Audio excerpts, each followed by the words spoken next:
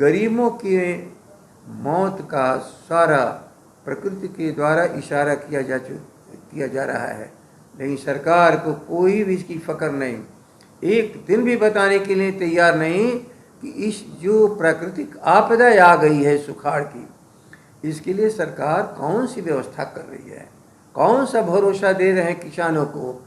अकाल प्रकृति में एक चक्र है जो आता जाता है, लेकिन सारे चीज़ों को खतरे से बचाने के लिए सरकार नाम की संस्था है और सरकार बिल्कुल सोई है। इससे अधिक क्या कहा जा सकता है इन लोग के बारे में। सर, अच्छे दिन की बात करने वाली बीजेपी किसानों के बुरे दिन में भी कहीं ना कहीं साथ देती नहीं नजर आ रही है, क्योंकि सुखाड़ की स्थिति उत्पन्न है और संयुक्त रूप से पार्टी की एक अहम बैठक बुलाई गई है, जेपी नड्डा भी पहुंचे। इनकी जल से चलेंगे कि जलसा मना रहा है अपनी कुर्सी को बचाए रखने के लिए। भारत की इज्जत और भारत कि मूल गांव के रहने वाले किसान और मजदूर या छोटे व्यापारी, इनका जीवन कैसे चलेगा इनको कोई मतलब नहीं। कोई कह रहा था कि आज आदिवासी साथियों के साथ ये भाजपा के नेता नाच रहे लोग थे। वो नाच इसलिए ले रहे थे कि वो आदिवासियों के शुभचिंतक हैं। महामहिम राष्ट्रपति जी उन परिवारों से आकर के यहाँ तक पहुँची हैं।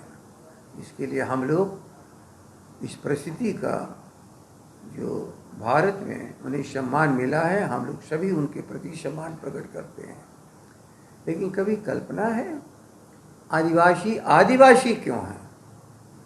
अपने रंग के चलते नहीं, अपनी केवल संस्कृति के चलते नहीं, अपने जंगलों में रहने के चलते नहीं, फटेहाली की हालत में रहने के चलते।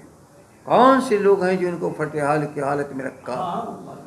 इसलिए भाजपा के नेतृत्वकर्ताओं उनके साथ नाच देने से नहीं उनका मन भरेगा। उनकी विवशता को दूर करो। आदिवासी मूलवासी हैं यही नहीं कहा जाता है, लेकिन यहाँ भारत के आदिवासी मूल दुखी हैं। जो इन लोग के भीतर चेतना जगाने का काम, आदिवासियों बीच में रहने का काम, एक से एक बुद्धिमान जो लोगों ने काम किया, तो आदिवासियों को नक्सली कह के मारा जाता है और उनके सेवा में लगे हुए लोगों को अर्बन नक्सली कह के मारा जाता है या जेलों में बंद कर दिया जाता है। इसलिए इनकी नाच भारत की विवशता के ऊपर इनका जलसा है और भाजपा जलसा मना रही है बिहार में। इस दुखी बिहार को कैसे हम दुख से निजात दिलावें, उसके बदले एहसास करा रहा है कि देखो हम तुम्हारे सल्तनत के सम्राट हैं, आदर हमारा करो, हमें सलाम करो और प्रसन्न रहो। अपने हक की बात मत करो।